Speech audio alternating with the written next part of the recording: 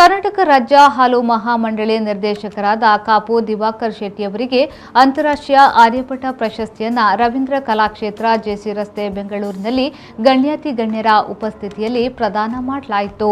1981ರಲ್ಲಿ ಪೂರ್ಣಪ್ರಜ್ಞಾ ಸಂಧ್ಯಾ ಕಾಲೇಜಿನ ವಿದ್ಯಾರ್ಥಿ ಸಂಘದ ಕಾರ್ಯದರ್ಶಿಯಾಗಿ ಸೇವೆ ಆರಂಭಿಸಿದ ಇವರು ಕಾಪು ಮಂಡಲ ಪಂಚಾಯತ್ ಸದಸ್ಯರಾಗಿ, ಗ್ರಾಮ ಪಂಚಾಯತ್ ಅಧ್ಯಕ್ಷರಾಗಿ, ಕೇಂದ್ರ ರೈಲ್ವೆ ಇಲಾಖೆ ದಕ್ಷಿಣ ರೈಲ್ವೆ ಸಲಹಾ ಸಮಿತಿಯ ಸದಸ್ಯರಾಗಿ, ದಕ್ಷಿಣ ಕನ್ನಡ ಟೆಲಿಕಾಂ ಸಲಹಾ ಸಮಿತಿಯ ಸದಸ್ಯರಾಗಿ,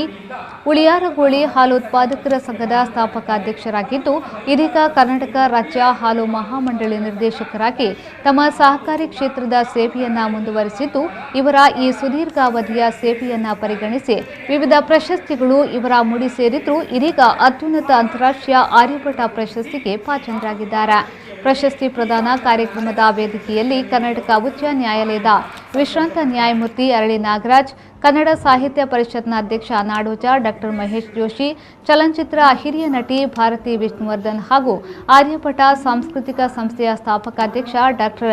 HLN ರಾವ್ ಉಪಸ್ಥಿತರಿದ್ದರು.